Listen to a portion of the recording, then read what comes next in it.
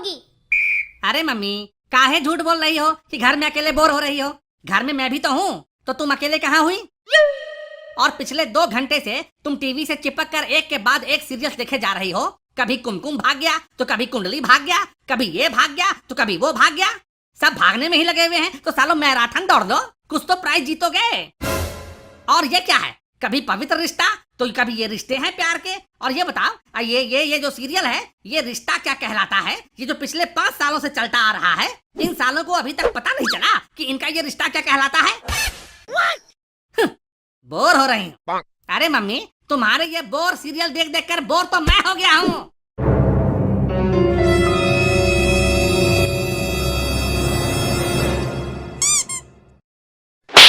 आगे भैया, काहे मारी? अरे मार क्यों रही हो? अपने इकलौते बेटे को कोई ऐसे मारता है क्या कि उसकी कनपट्टी लाल हो जाए? खबरदार जो मेरे सीरियल के बारे में एक लफ्ज भी कहा, वरना मार मार के मुंह ऐसा लाल करूंगी कि 5 दिन तक मैं खुद नहीं पहचान पाऊंगी कि तुम मेरे बेटे हो। अब बचा ही क्या है लाल करने के लिए? दोनों कनपट्टी तो लाल कर ही चुकी हो, सिर्फ नाक ही तो बचा है, उसको भी लाल कर दो ना।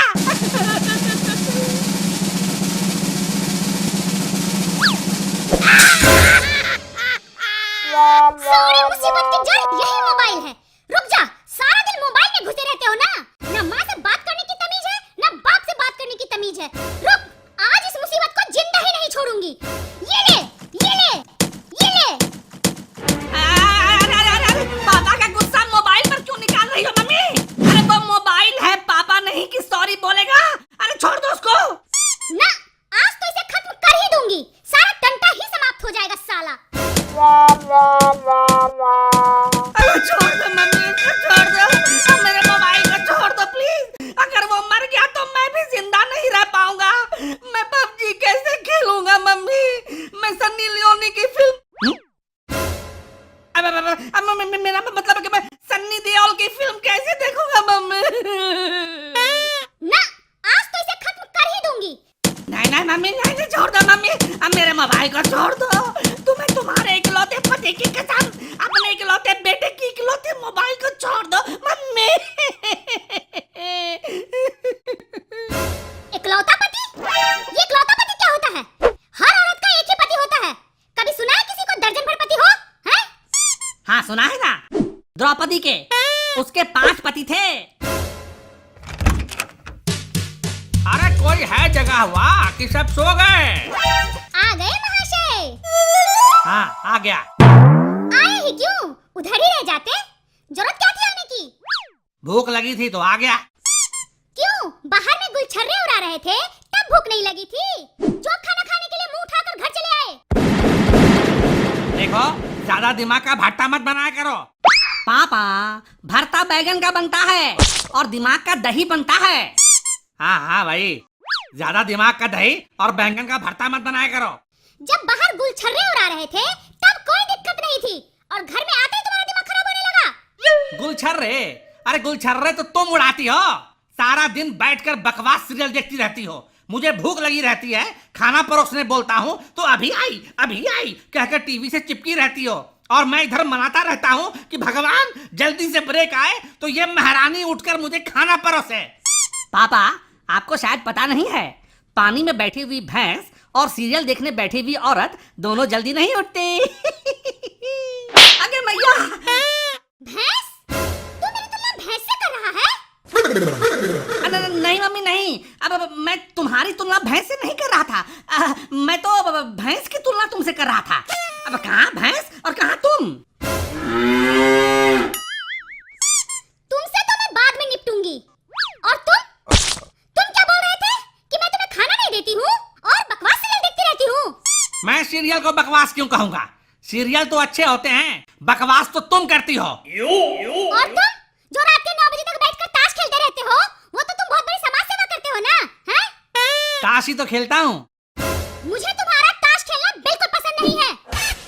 मैं ताश के पत्ते खेलूं या कुछ भी करूं, इसमें बनवारी लाल का क्या जा रहा है? बनवारी लाल? बनवारी लाल तो मेरे पिताजी का नाम है। हाँ भाई, कहने का मतलब है कि इसमें तुम्हारे बाप का क्या जा रहा है? भांग का नशा वशा करके आए हो क्या? दिमाग होश में तो है ना? सोच समझ के बोला करो। ये भांग का नशा नहीं है मम्मी, ये तो पड़ोस वाली पिंकी आंटी की आंखों का नशा है। मुझे पता था उसी चुड़ैल का साया पड़ा है इनके ऊपर। उस कलमुही की आंख में ही मिर्ची झोंक दूंगी, मिल जाए मुझे बस वो। मैंने उसका मुंह नोचकर उसे बंदरिया ना बना दिया तो कोई मेरा नाम बदल दे। बंदरिया मत कहो उसे, बहुत ही खूबसूरत है वो। अरे काहे की खूबसूरत है वो, 4 किलो मेकअप और 2 किलो लिपस्टिक पोत कर घूमती है चुड़ैल। तो तुम्हारी कलकत्ता वाली बहन भी तो इतना ही मेकअप लगाती है, उसकी तो तुम बहुत तारीफ करती हो। अब जो तारीफ के काबिल होगा उसकी तारीफ तो करनी ही पड़ेगी ना। हाँ बढ़िया है, मुझे तो किसी भी एंगल से वो तारीफ के काबिल नहीं लगती है।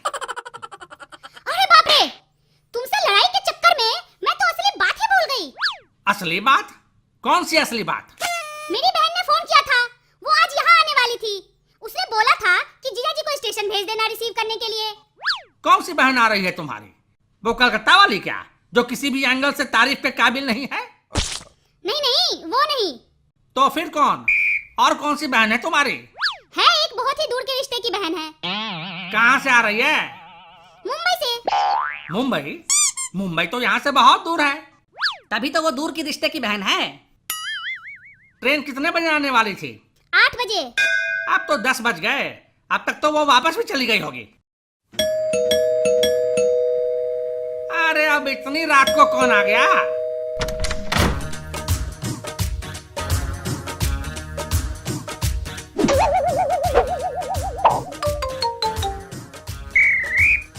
जी आप कौन?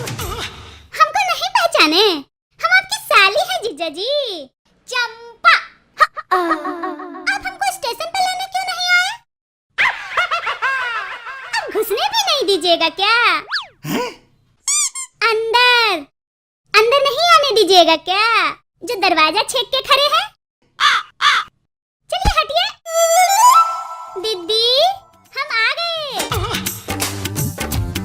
इतनी सुंदर साली, साला मैं स्टेशन क्यों नहीं गया इसको लेने? बाइक पर पीछे बैठा कर लाता, वो भी गड्ढे वाले रास्ते से।